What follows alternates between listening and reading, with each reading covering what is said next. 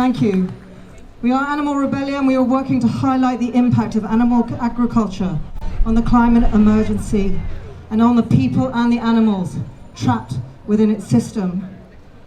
It is a privilege to be here today, 1 year after the murder of George Floyd, because we stand on a knife edge socially, environmentally, existentially.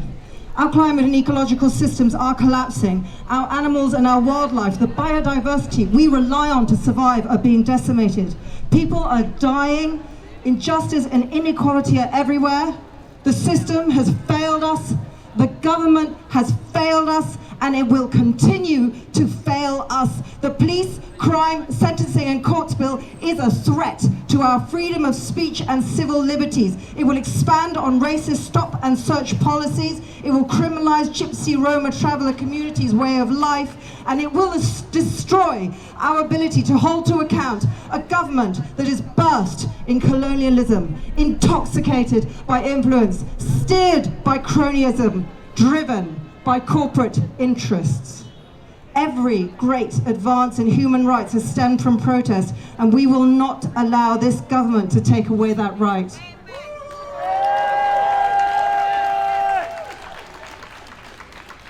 Where do animals come into this? Because animal agriculture is one of the leading causes of climate disaster and ecological breakdown. And we are already seeing how those who have contributed least are bearing its most vicious impacts. Last year, the warmest on record, 55 million people across Afghanistan, India, and Pakistan and beyond were driven from their homes by intense storms and flooding, and 20 million of those were children.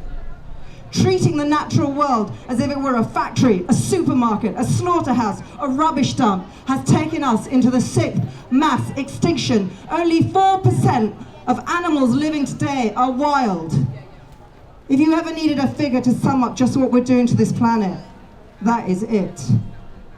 Why do animals matter? Because animal agriculture breeds disease, and up to 75% of all new diseases derive from the way we keep, farm and kill animals. This pandemic is not the first, it will not be the last, and once again, the pernicious workings of structural racism has led to the disproportionate impact of coronavirus on BAME communities. And finally,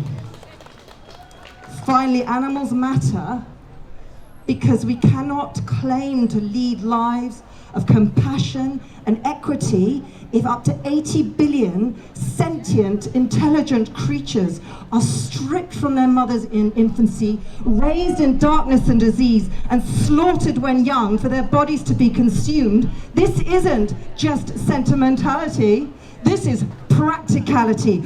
Every crisis we face today is linked by a historic willingness to subjugate and exploit those we consider different, whose voices we do not hear.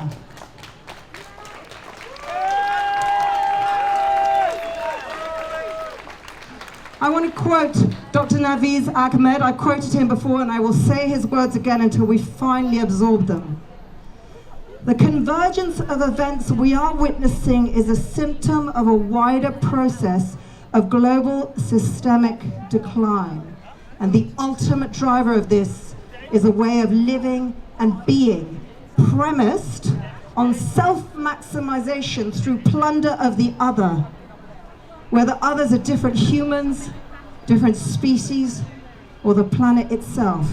So the climate movement is not just about protecting our planet, it's about caring for those who live on this planet. We need to recognize structural imbalances and address them, because it is our care for each other and for the other that could be our way out of this mess. This bill threatens our ability to express that care and to speak out for each other. We have a right to protest, and we have a responsibility to protest on behalf of those already disproportionately represented in the climate justice system, on behalf of those living on the brink of ecological disaster, watching their children starve, on behalf of the frontline defenders who, from Brazil, from Colombia to Virunga National Park, are working. They're putting their lives and their bodies in front of bullets and batons to protect precious lands precious animals, precious people. And finally, we are here on behalf of our own children who have so little say in the broken world this government is legislating for them. It has never been so urgent. We are Animal Rebellion, and we believe that climate justice is social justice, is animal justice. People, planet, animals, nature, in balance, in harmony. Only then will we be able to meet this uncertain future with hope and with compassion. And only then will our children be able to live a semblance of the equitable, peaceful lives we want for them. I want to thank today's organizers. We stand with you in humility, in awe of your stories and your histories, of your victories, your losses, your struggle, your dignity, your beauty, your power, your courage, your resilience. We stand with you in a celebration of diversity in unity, and we stand with you in the spirit of building a climate justice movement that refuses to sacrifice the marginless for the interests of the powerful. And we stand with you in direct opposition to the policing bill that seeks to divide and silence us. We will not be divided. We will not be silenced.